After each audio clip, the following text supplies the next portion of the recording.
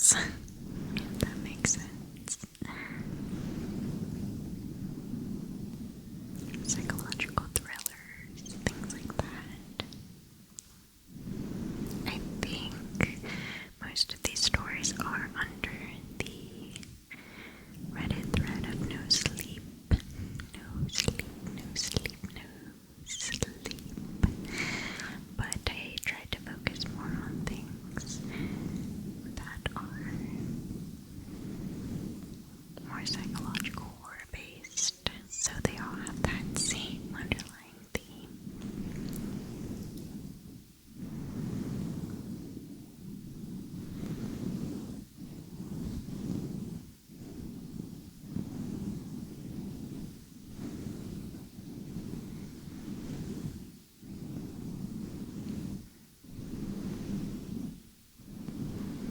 So let's just jump right into it and do ASMR,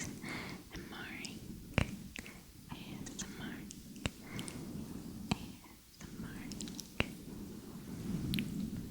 And as always, these stories are not mine. I will read the author of them, so all credit goes to these authors. And this first story is from Pipinacious, and it is titled The Bystander Effect. We're all the heroes of our own story until the exact moment we're not. And most people can tell you exactly when that happened. For me, it was a Friday night around 11. I'd had a long day of pushing paper at the office and went out clubbing with some friends to blow off steam. They'd all kept going off to another bar or club to continue their drunken merrymaking, but I'd called it a night. They booed and hissed and told me I was an old lady, but I waved them off with one finger salute and went on my way. The bus stop wasn't very crowded when I got to it, which wasn't all that surprising given the still fairly early hour. I checked my watch, 11:07, and hugged my purse against my chest with a tired but happy sigh. My bus was still going strong, and I was looking forward to a nice long soak in my tub with a side of wine and some easy listening. The pair of women beside me were leaning on each other and giggling while taking selfies. One of the guys was sitting on the bench, staring resolutely at the ground with a "don't talk to me" air. The other guy was leaning against the side of the little bus stop enclosure, thumbing through his phone. We all gave each other plenty of personal space, as was customary in these sorts of situations, and I busied myself with checking Facebook and de-tagging all of the unflattering pictures my friends thought it was funny to post. I didn't even notice the guy across the street until the girls started whispering about him. Their excited, nervous back and forth made me look up from my screen, and I followed their gaze to the man, probably no more than 23 or 4, who was walking down the sidewalk. The lit up plastic jewelry that blinked from around his neck and wrists in the telltale colors of a nearby gay club hinted at where he was coming from. But he wasn't the one the girls were watching. Someone was following him. It was pretty obvious from the pursuer's fixed stare and the way he was speeding up the closer he got to the oblivious, probably tipsy guy. I glanced at the girls, waiting for them to call out a warning, but they stayed quiet, only observing and whispering. The others, Mr. Don't Talk to Me and Mr. Phone at the bus stop, hadn't even noticed what was happening. I checked my cell, 11:10,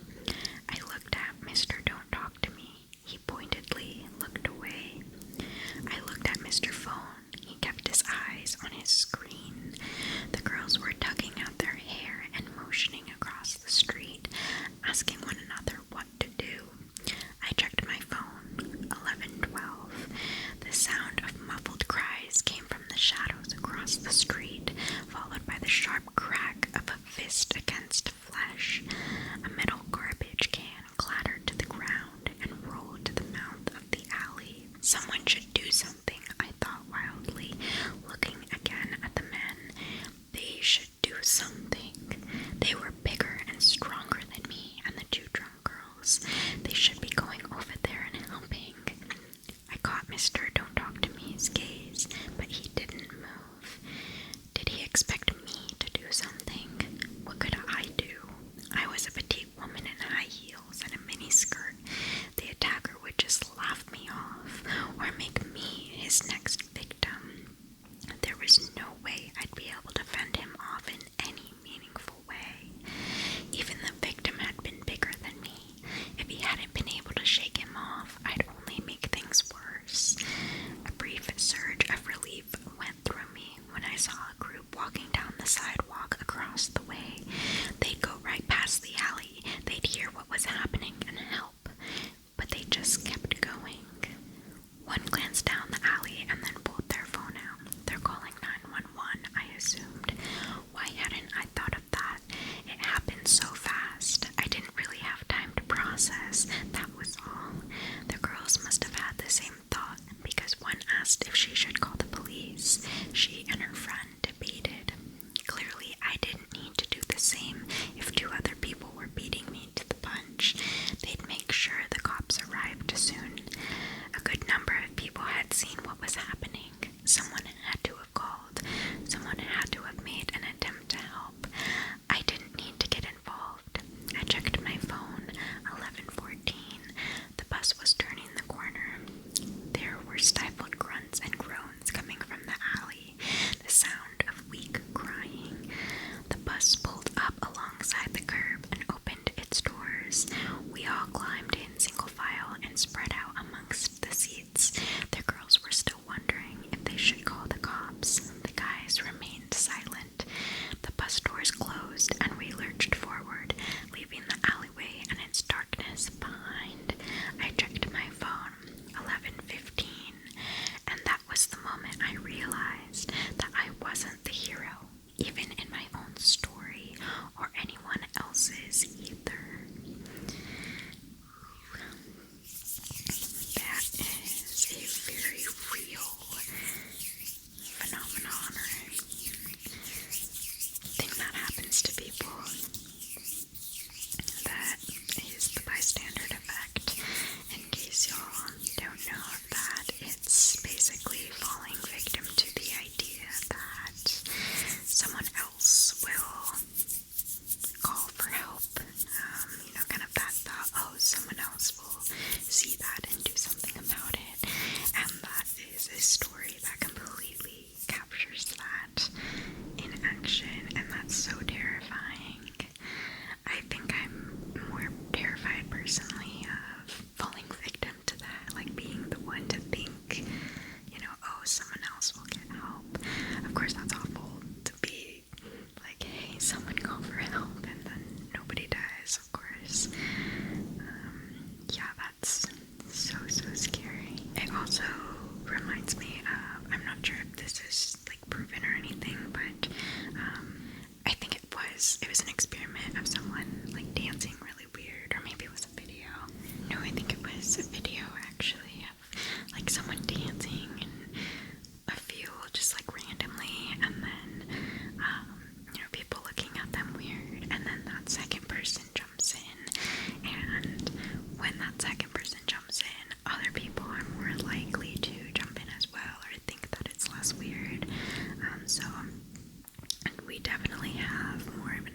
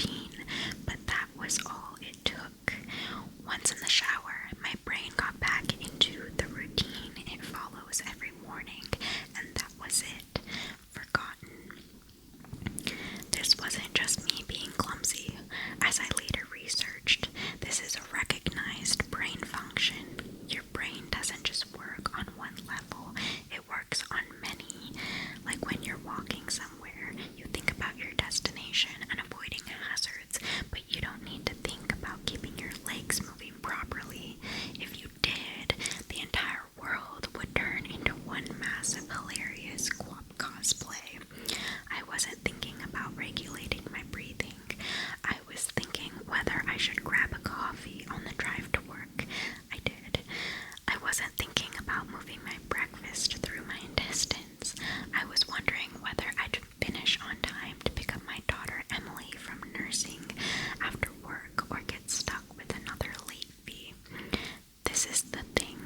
There's a level of your brain that just deals with routine so that the rest of the brain can think about other things. Think about it. Think about your last commute. What do you actually remember? Little, if anything, probably. Most common journeys blur into one, and recalling any one in particular is scientifically proven to be difficult. Do something often enough and it becomes routine. Keep doing it and it stops being processed by the thinking bit of the brain and gets relegated to a part of the brain dedicated to dealing with routine. Your brain keeps doing it without you thinking about it.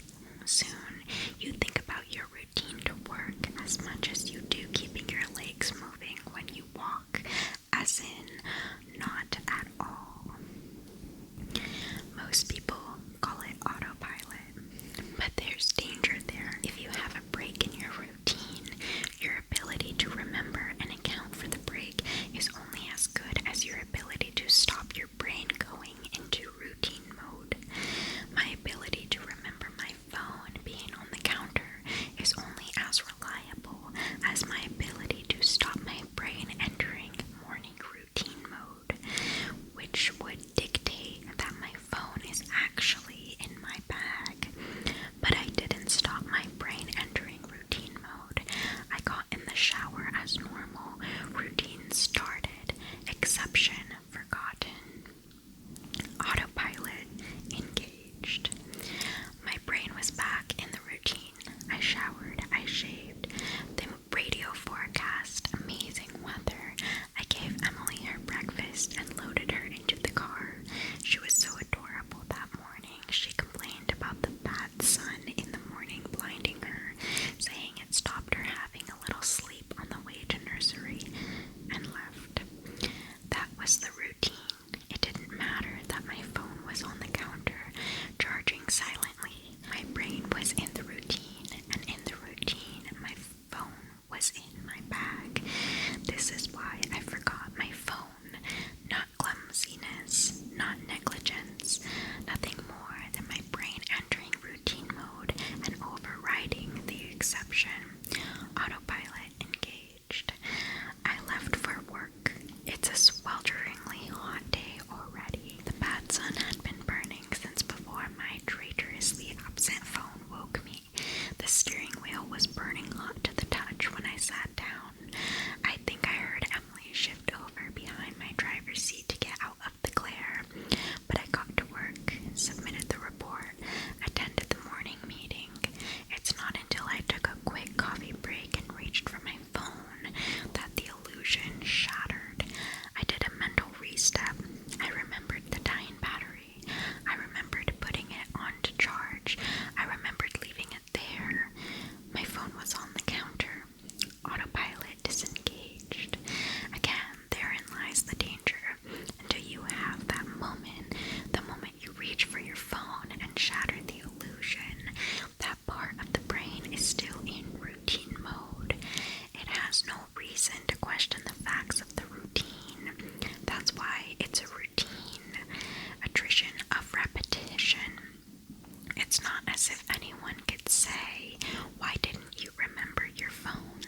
Didn't it occur to you? How could you forget? You must be negligent. This is to miss the point. My brain was telling me the routine was completed as normal, despite the fact that it wasn't. It wasn't that I forgot my phone. According to my brain, according to the routine, my phone was in my bag. Why would I think to question it? Why would I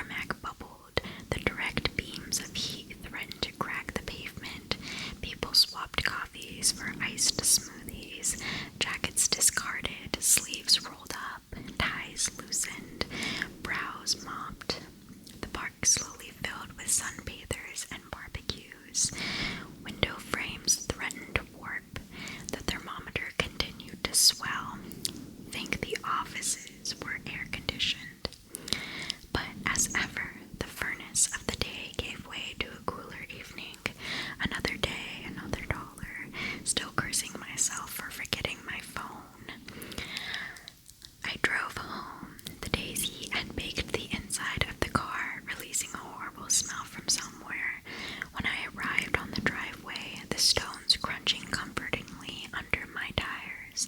My wife greeted me at the door. "Where's Emily?" Shoot. As if the phone wasn't bad enough. After everything, I'd left Emily at the nursery after all. I immediately sped back to the nursery. I got to the door and started practicing my excuses, wondering vainly if I could drive my way out of a late fee. I saw a piece of paper stuck to the door. "Due to vandalism overnight, please use side door today only." Overnight? What? The door was fine this morning. I froze. My knees shook. Vandals. A change in the routine. My phone was on the counter. I hadn't been here this morning.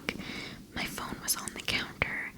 I'd driven past because I was drinking my coffee. I'd not dropped off Emily. My phone was on the counter. She'd moved her seat. I hadn't seen her in the mirror. My phone was on the counter.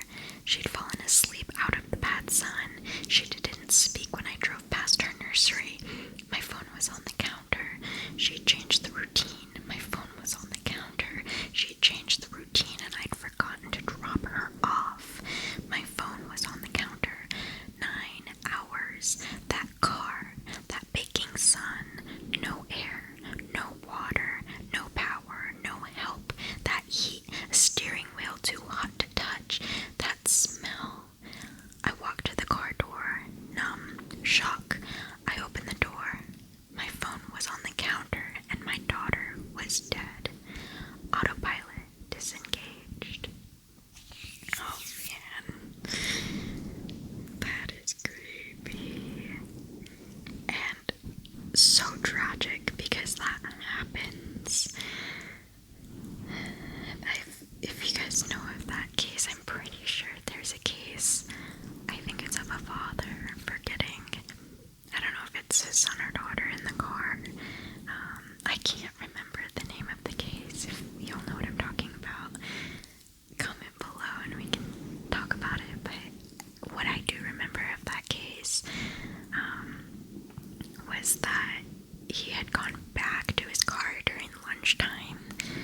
I don't know if it was to get something or to make a phone call. It was something like that. And so that was really questionable for the jury of how, he didn't see his child in the back. That's the one detail I can remember. So if you know what I'm talking about, yeah, let me know. I also can't remember if he was convicted or not. But yeah, that's awful. Oh my gosh, that's such a tragedy and such a fear of mine, like being a new parent and being tired and being more easily to forget. Yeah, that's so awful. Wow, very well written. Good story. Okay, so this next story is by the Dalek Emperor. It was posted quite a while ago. It was posted 9 years ago, so bringing a old story back. And it is titled Betsy the Doll. Like most people these days, I had a messed up childhood. Who doesn't, right? My father took off before I was born, and my mother was left to care for me on her own, a skill she was sorely lacking. My mother slipped right back into the drug-addled party lifestyle she'd enjoyed before I was born, and had soon turned our 2-bedroom apartment into an opium den. For the first 5 years of my life, I walked around in a confused, terrifying mist. The smoky air would flood down the hallway from our living room and slip under my bedroom door. It always seemed to linger for days. I know now that my mother wasn't a bad person, just a victim of her addictions. When she did have spare money, she would put food in the house or buy me clothes from Goodwill. The only pieces of furniture I had in my bedroom was a mattress set and a little blue and white toy chest. Not that I had a lot of toys to put in it, of course, just the 3 I had gotten for birthdays. One was an art kit, one was a red wagon, and the last my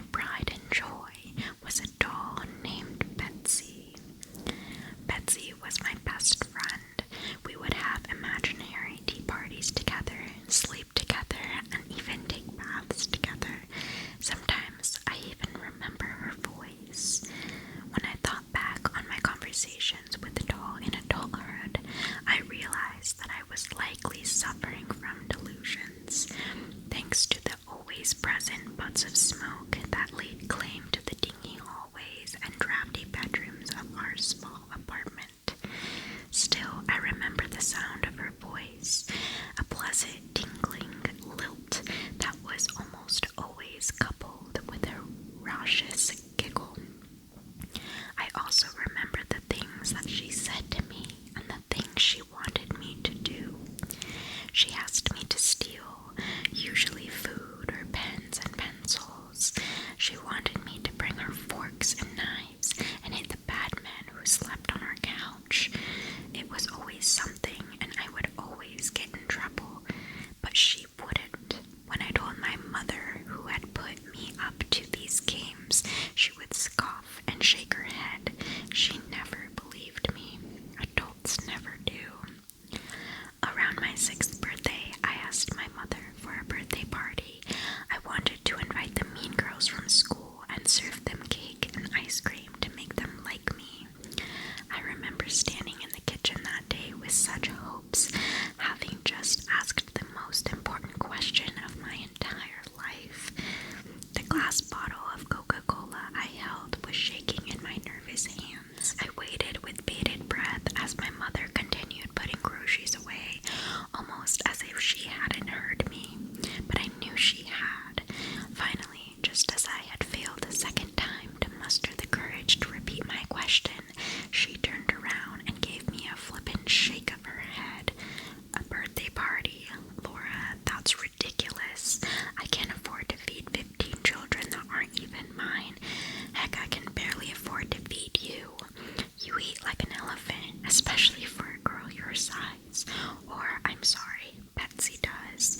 There's barely anything left for me to eat around here, much less a classroom of other people's brats. My face fell as she shook her head, mumbled something else under her breath, and stumbled off into the living room. I heard the music go up, then as more people walked in the door, some left, some stayed. I never knew them either way. It simply wasn't fair. My mother threw parties all the time. What about me?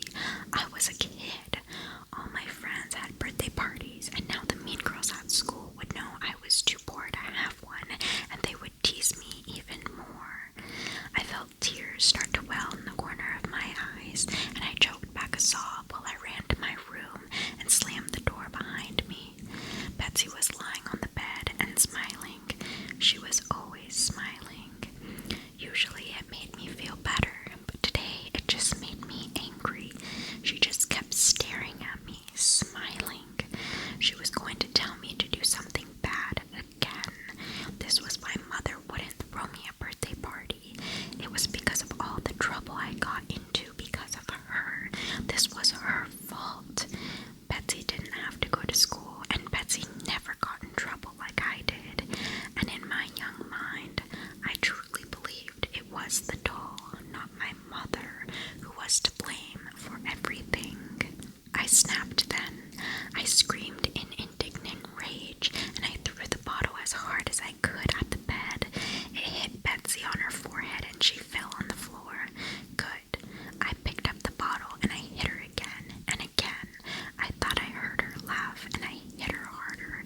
Then I laughed. When my rage was spent, I dragged Betsy to my toy chest and threw her in. I slammed it shut and kicked the chest against the wall. I never wanted to see Betsy again, ever. I never owned another doll after Betsy. About a week later, the police came, and 2 nice ladies took me to live in a new home in a new state with food and toys and no drugs. The trunk went into storage, and the wagon disappeared. I never saw my mother again. As I got older, my foster parents admitted she was in jail, doing 25 years. That was fine with me. I felt nothing for her anyway. I still had nightmares because of my life with that woman, but then slowly I began to heal. I focused on doing well in school, and I ignored my mother's letters from prison.